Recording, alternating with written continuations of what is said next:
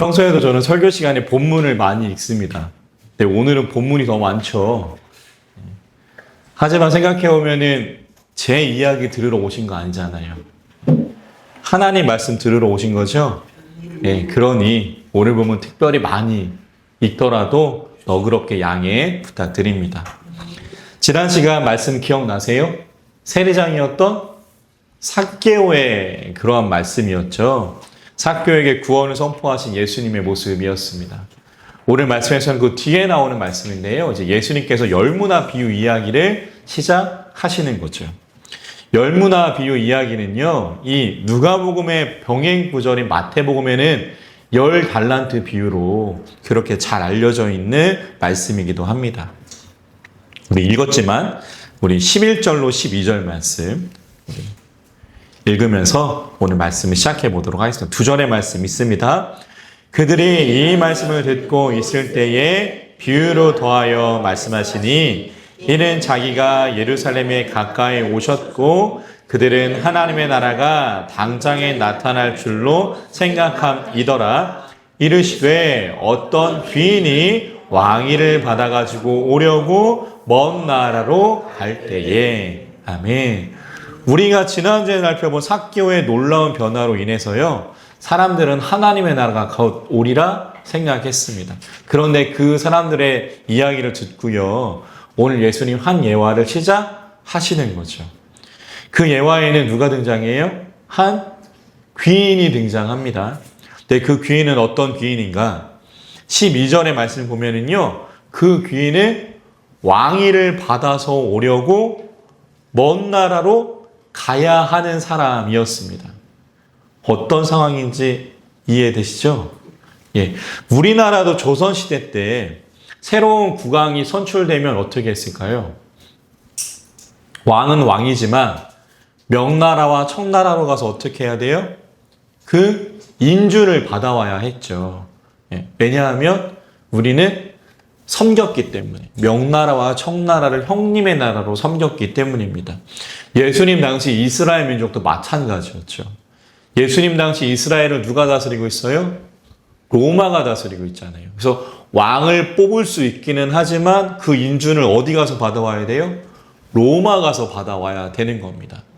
이스라엘 왕으로 선출은 됐지만, 임명은 받았지만 이스라엘이 로마의 다스림을 받았기 때문에 로마의 황제와 원로원에 가서 그 인준을 받아와야 했어요. 그래서 이런 상황에서 이 귀인이 왕위를 받으러 떠나기 전에 한 가지 일을 시작하는데요. 한번 볼까요? 본문 13절. 13절 말씀 있습니다.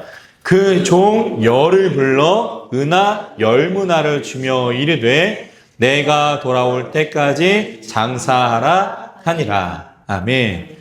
떠나기 전에 종들을 불러서 뭐라고 이야기해요? 한 사람당 10문화가 아닙니다. 한 사람당 한 문화예요. 뒤에 말씀 보면. 한 사람당 한 문화씩 주면서 내가 돌아올 때까지 뭐 하라고요? 장사하고 있어라. 그렇게 이야기합니다. 그런데 이 사람의 뒤에서는 다음과 같은 일이 진행되고 있었죠. 본문 14절. 있습니다. 그런데 그 백성이 그를 미워하여 사자를 뒤로 보내어 이르되 우리는 이 사람이 우리의 왕됨을 원하지 아니하나이다 하였더라. 아멘. 어떤 일이에요? 12절에 나오는 귀인이 왕위를 받아오는 것, 그래서 자신들이 왕이 되는 것, 그것을 싫어하는 사람들이 있었던 거죠. 그래서 그 사람들은요, 이 귀인이 왕이 되지 못하도록 사자를 보내서 이 왕이 받는 것을 방해했던 겁니다. 그래서 왕위를 받는 것 시궁죽 먹기처럼 쉽게 생각했을지 모르겠지만 이제는 그것을 반대하는 사람들로 인해서 어떤 상황이 돼요? 왕이 될 수 있을지 없을지 그 누구도 확신할 수 없는 그러한 상황이 되어 버립니다.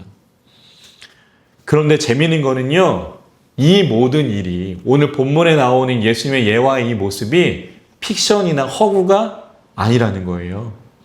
예수님 당시에 실제로 이스라엘 땅에 있었던 이야기입니다. 예수님이 아기였을 때, 태어났을 때 베들레헴의 3살 아래 아기는 모두 없애버리라고 말했던 헤롯 대왕 기억나시죠? 이 헤롯 대왕이 죽고요. 누가 그 왕위를 이어받냐면요. 헤롯 아켈라오라는 사람이 왕위를 이어받아요. 그래서 아버지가 죽고 나니까 이제 왕은 됐지만 인준을 어디 가서 받아야 돼요? 로마 가서 받아야 되는 겁니다. 그런데 그때 이 일이 일어났던 거예요. 역사적으로 이 헤롯 아켈라오가 왕이 되는 것을 반대했던 사람들이 로마로 많은 뇌물과 많은 재산을 보내가지고요. 이 아켈라오가 왕이 되는 것을 막았던 거예요. 그래서 이 아켈라오는 이스라엘 땅을 다스리는 통치권은 인정받지만 왕이 되어서 주권을 행사하지는 못합니다. 그래서 이런 왕을 뭐라고 부르느냐? 들어보셨을 거예요. 분봉왕이라고 부릅니다. 들어보셨죠? 예. 그러니까 로마에서 인주는 못 받았지만 통치권만 허락된 상태. 그러니까 반쪽짜리 왕이죠. 그 반쪽짜리 왕을 성경에서는 분봉왕이라고 부릅니다. 역사적으로는 이렇게 흘러갔는데 오늘 예수님이 하신 예화에서는 좀 다르게 흘러가죠. 왕위를 받으러 떠났던 귀인이 이 헤롯 아켈라와는 다르게 어떻게 돼요? 왕위를 받아서 돌아옵니다. 본문 15절 있습니다. 귀인이 왕위를 받아가지고 돌아와서 은하를 준 종들이 각각 어떻게 장사하였는지를 알고자 하여 그들을 부르니. 아멘. 이제 왕위를 받아서 돌아온 주인, 역사와는 다르게 그 주인이 당도하자 이제 정산의 시간이 시작됩니다. 이제 떠나기 전에 문화 나눠줬던 종들을 불러놓고요. 그들이 어떻게 장사했는지를 확인했던 거죠. 그러자 자신이 생각하기에도 가장 장사를 잘한 것 같은 종이 가장 먼저 나서며 말합니다. 본문 16절, 17절 있습니다. 그 첫째가 나와 이르되 주인이여 당신의 한 문화로 10문화를 남겼나이다. 17절이요.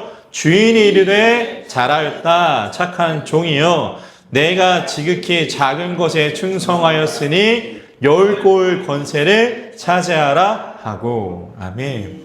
자신만만하게 첫 번째로 나간 종, 자신이 주인이 준 한 문화로 얼마를 남겼대요? 10문화를 남겼대요. 수익률 1000%입니다. 1000%. 고수죠. 장사 수완이 특별했던 사람으로 보여집니다. 그래서 이 일로 인해서 10골 다스릴 권세를 얻습니다. 그 다음에 누가 나서죠? 18절, 19절 있습니다. 그 둘째가 와서 이르되 주인이여 당신의 한 문화로 5문화를 만들었나이다. 주인이 그에게도 이르되 너도 5골을 차지하라 하고. 아멘. 두 번째로 나선 사람도 자신이 생각하기에 꽤 괜찮은 수익률을 가졌던 사람이었던 것 같아요. 그래도 준수한 수익이었기 때문에 나에게도 고을을 맡기지 않을까? 이런 생각을 가지고 자신의 그 수익에 대해서 주인에게 이야기합니다. 그가 남긴 문화는 얼마예요? 한 문화로 5문화를 남기죠. 이 사람도 꽤 훌륭합니다. 그래서 이 종도 앞서서 첫 번째로 나섰던 종처럼 5골을 다스릴 권세를 얻게 되죠. 분위기가 훈훈합니다. 화기애애해요. 그런데 매를 맞아도요, 이럴 때 맞아야 돼요. 화기애애한 상황에서 맞아야 덜 아픈 방법이죠. 그래서 본문 20절에 사람이 등장하는 거예요. 20절, 21절 있습니다. 또 한 사람이 와서 이르되 주인이여 보소서 당신의 한 문화가 여기 있나이다. 내가 수건으로 싸 두었었나이다. 이는 당신이 엄한 사람인 것을 내가 무서워함이라. 당신은 두지 않은 것을 취하고 심지 않은 것을 거두나이다. 아멘.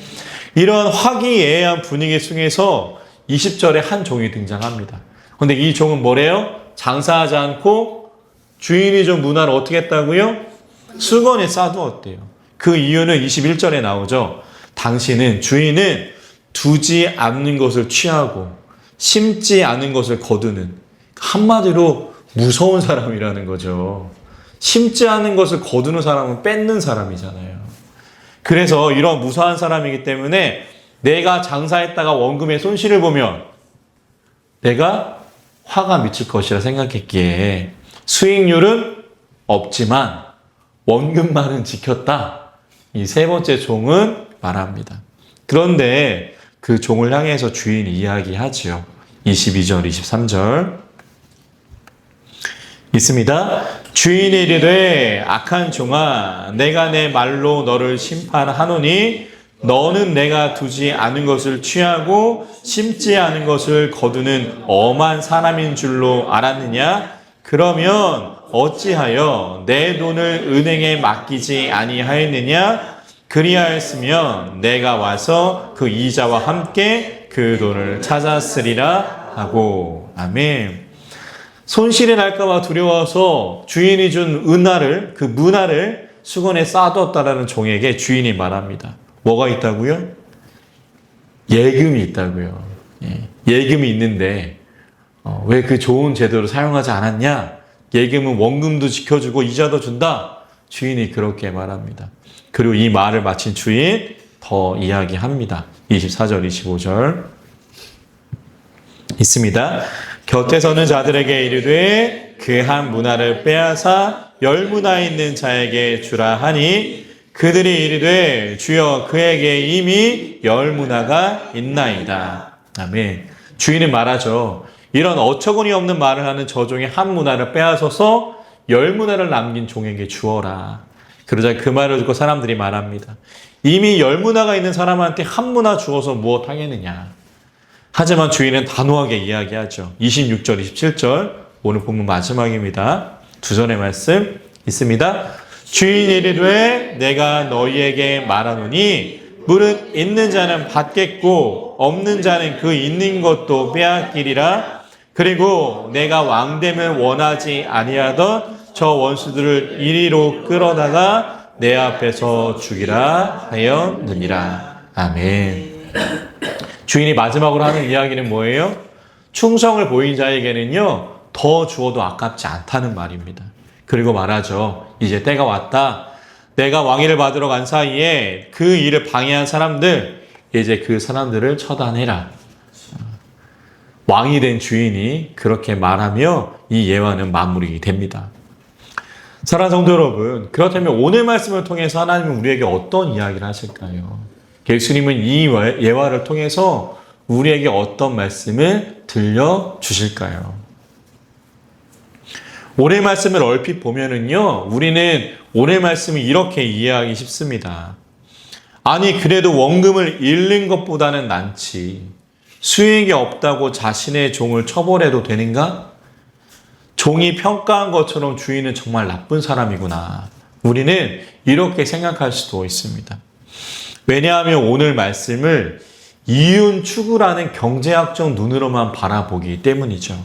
그런데요, 오늘 이 예수님이 하신 예화를 지금의 시대적 경제학적 눈으로만 보는 게 아니라 우리가 예수님의 생애를 바라보는 예수님 당시의 시각으로 이 말씀을 바라본다면 이야기는 달라집니다.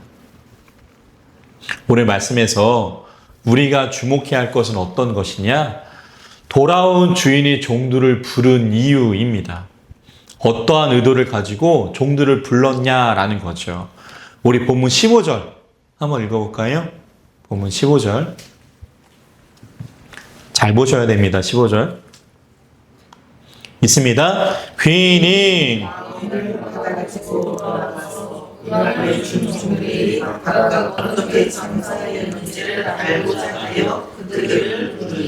아멘. 왕위를 받아서 돌아온 주인은 본문 15절에서 종들에게 어떤 것을 궁금해해요? 15절 말씀을 보면은 얼마나 장사 잘했는지가 아니라 뭐라고 나와 있죠? 어떻게 장사하였는지를 궁금해합니다. 보이시죠? 다시 말해서요, 돌아온 주인이 궁금해하는 건 얼마나 많은 이윤을 남겼는지가 아니라, 그래서 종들을 부른 게 아니라 어떻게 장사하였는지를 궁금해서 종들을 부른 겁니다. 15절 말씀을 헬라 성경으로 보면은요, 우리는 좀 더 이 주인의 의도를 알 수 있습니다. 본문 15절에 어떻게로 번역된 헬라어 단어가 T라는 단어예요. 근데 이 헬라어 단어 T는 영어로 어떤 뜻을 갖고 있느냐? what이라는 뜻을 갖고 있어요. what. 그러니까 돌아온 주인이 자신이 떠나기 전에 준 돈으로 종들이 얼마나 이윤을 남겼는지가 궁금했다면 어떻게가 아니라 얼마나라는 헬라어 단어를 써야 되겠죠. 헬라어에는요, how many라는 뜻을 가진, 얼마나라는 뜻을 가진 포소스라는 단어가 있어요. 그런데 왕은요, 이 주인은요, 이 포소스라는 단어를 사용하지 않고요. 어떤 단어를 사용했다고요? t라는 어떻게라는 단어를 사용했다고요. 그러니까 얼마나 이윤을 남겼나 궁금한 게 아니라 어떻게 장사했는지가 궁금한 겁니다. 이윤이 궁금했다면 포소스라는 단어를 썼을 텐데요. 그게 아니라 어떻게 장사했는지가 궁금했기 때문에 t라는 단어를 사용했던 거예요. 그러면 이런 생각이 들죠. 왜 어떻게라는 단어를 사용했나? 왜 이익을 얼마나 얻었는지가 그에게는 주된 관심사가 아니었나? 왜 그의 주된 관심사는 이윤이 아니라 장사를 잘하고 있었는지 없었는지가 중요한 일이겠는가? 다시 말해, 이 주인에게는 얼마만큼의 수익이 중요한 게 아니라 내가 준 돈으로 내가 돌아올 때까지 얼마나 장사를 잘 유지하고 있었는지가 가장 중요했다는 거죠. 왜 그럴까요? 왜 그럴까요? 어떻게 장사하고 있었는지, 어떻게 유지하고 있었는지 이 일이 이 주인에게 더 중요했던 이유는요. 그 당시 이스라엘 풍습을 아셔야 됩니다.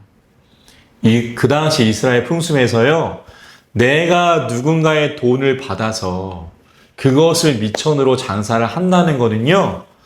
나는 곧 이 돈을 빌려준 사람의 소속입니다. 라는 뜻이 되기 때문이에요. 무슨 뜻이 된다고요? 내가 누군가의 돈으로 장사를 시작했다면 나는 이 투자금을 빌려준 사람의 사람입니다. 라는 뜻이 된다고요. 다시 말해, 내가 누군가가 빌려준 돈으로 장사를 하고 있다는 말은요, 이 돈을 맡긴 주인의 사람입니다. 라는 뜻이 된다는 거예요. 그래서 주인에게 받은 돈으로 주인이 돌아올 때까지 종들에게 계속 장사하고 있으라 당부한 이 말은요, 곧 비록 주인이 앞서서 살펴본 모습처럼 왕위를 받아서 돌아올지 못 돌아올지 확실하지 않은 상황이지만 너희만은 꿋꿋이 변함없이 내 사람임을 나타내며 장사하고 있어라 라는 뜻이 되는 겁니다. 네, 반대로 생각해 볼까요? 이게 일이 다 잘 풀렸으니까 다행인데 만약에 주인이 돈을 주고 가긴 했는데 못 돌아오고 다른 사람이 왕위를 받아갖고 왔다면 어떻게 될까요? 장사를 계속하고 있던 사람들은 어떻게 되겠습니까? 아마도 오늘 본문 27절의 말씀에 나오는 사람처럼 되지 않았을까요? 왜냐하면 지금 왕위를 받아온 사람의 어떻게 보면은 적의 사람들인 거잖아요. 역적으로 몰려 죽음을 당했을지도 모릅니다.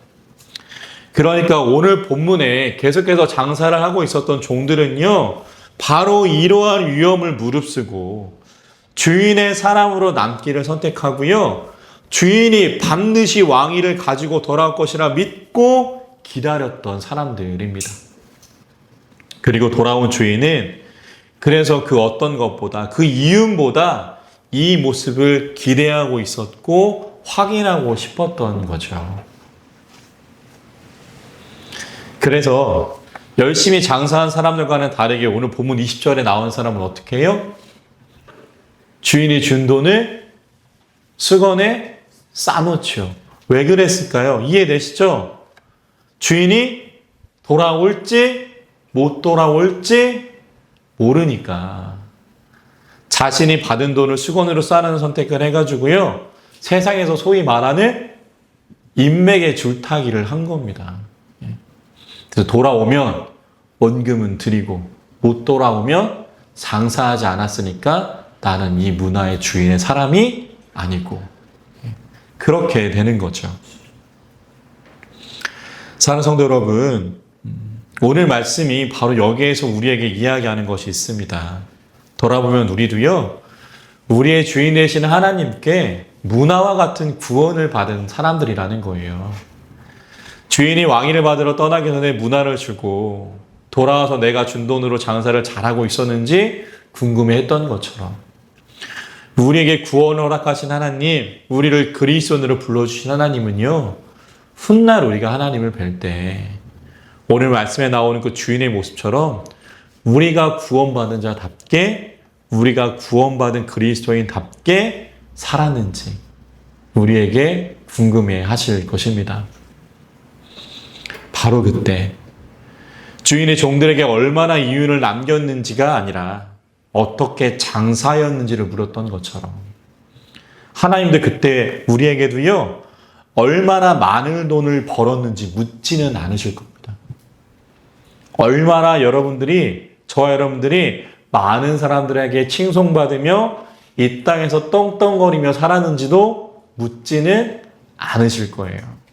오직 종들에게 종들을 불렀던 모습처럼 우리가 여기 계신 저와 여러분들이 이 땅에서 하나님께 받은 구원, 그 구원받은 그리스도인의 모습답게 얼마나 살았는지를 우리에게 물으실 것입니다. 그 순간 우리는 어떻게 대답을 할 수 있을까요? 칭찬받은 종들처럼 열심히 장사해서 주인의 사람임을 말할 수 있는 그런 사람들이 될까요? 아니면 돌아오기는 무슨 하면서 주인의 종임을 숨기며 문화를 수건에 싸둔 그 종의 모습일까요? 우리나라 기독교에 거두라하시는 분 중에 씨알 사상으로 유명한 함석헌 선생님이 계십니다. 혹시 들어보셨나요? 네, 씨알 사상. 그분이 책도 쓰시고 많은 시도 쓰셨는데요. 그분이 쓴 시 중에 흰소원이라는 시가 있습니다. 굉장히 길어요. 한번 인터넷 검색해서 찾아보시면 있는데요. 그 흰소원이라는 시를 보면은 오늘 말씀에 나오는 우리가 우리의 주인 되시는 그 하나님을 만날, 우리에게 질문을 던지실 그 순간을 그 시에서 묘사하고 있습니다. 그것을 한 곳을 발췌해서 읽어드리면 이와 같아요. 제가 읽어드릴게요. 얼굴을 들어라. 내 아들의 입 맞춘 내 눈동자를 보자. 손을 내밀어라. 그 피를 움켜 마셨을 그 내 손을. 황송하옵니다. 어찌 감히 드오이까. 한 것 하나 없고 오직 이름 믿습니다. 값없이 그저 주시는 아버지라 해서 왔습니다. 피는 들었다면서 내 손이 희구나. 내 입술이 그늘에 시드는 나뭇잎 같구나. 네네, 저희는 아무것도 없습니다. 십자가만 믿고 왔습니다. 이것만 가지고 가면 그저 살려준다더라 해서 그저 이 증명의 표만 얻어가지고 맘 놓고 왔습니다. 누가 그러더냐? 누가 내 믿음 보장하더냐? 한다더라가 뭐냐? 이거면 된다는 증명 누가 하더냐? 내 한 건 못 믿어온 듯 또 다른 증명 어느 놈이 하더냐? 방금 읽어드렸던 시의 제목이 흰소원이에요. 돌아온 주인을 만났던 종의 모습처럼 우리가 언젠가 하나님을 뵐 때, 하나님을 만날 때 그때 우리의 손과 발은 어떤 색일까요? 반드시 돌아올 것이라는 주인의 말을 믿고 열심히 장사했을 오늘 말씀에 나오는 종들의 손과 발은요, 흰색일 수 없습니다. 왜냐하면 주인의 말을 믿고 그 말을 따른 삶이 손과 발에 담겨 있기 때문이죠. 우리도 마찬가지입니다. 언제 오실지 모르는 예수님을 기다리며 하지만 그리스도인답게 살아가는 우리의 손과 발은요, 흰색이 될 수 없어요. 그것은 인간 본성과 나 자신과 싸우는 일이기 때문이죠. 세상과 나 사이에서 세상을 따르지 않고 그리스도인답게 구별된 삶을 살아간다면 그 사람들의 손과 발은요, 결코 흰색일 수 없습니다. 흙이 묻고 때가 타고 때때로 피 흘림의 흔적이 있는, 믿음의 분투의 흔적이 있는, 그래서 생채기가 난 손과 발일 것이기 때문입니다. 사랑하는 성도 여러분, 소망하기는요, 오늘 말씀을 읽고 묵상한 오늘 말씀을 통해 하나님의 음성을 들은 저희들에게 우리의 손과 발은요, 흰색이지 않기를 소망합니다. 문화를 수건에 쌓아둔 그 종의 모습처럼 흰색이지 않기를 원합니다.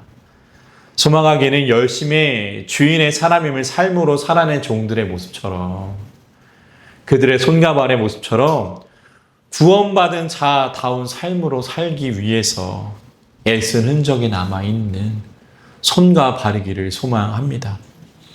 그 일을 위해서 우리가 그렇게 살아가라고 오늘 예수님은 누가복음의 말씀을 통해 이야기하십니다. 오늘 말씀은 우리 본문 17절의 말씀을 읽고 마치도록 하겠습니다. 본문 17절 있습니다. 주인이 이르되 잘하였다 착한 종이여, 내가 지극히 작은 것에 충성하였으니 10골 권세를 차지하라 하고. 아멘. 하나님 앞에 서서 우리의 삶과 믿음을 결산할 때 하나님이 너 어떻게 살았니? 하고 물으실 때 우리의 손과 발을 보여드리며 잘하였다 착한 종이여 라는 말을 들을 수 있는 여기 계신 귀한 성도님들과 제 삶과 신앙 되기를 주님의 이름으로 간절히 축원합니다. 그 소망을 내 마음에 품은 우리에게 하나님께서 그렇게 살아갈 힘과 용기와 믿음 주실 줄 믿습니다. 그 믿음으로 한 주간을 살아가는 우리 모두가 될 수 있기를 주님의 이름으로 간절히 축원합니다. 기도하겠습니다.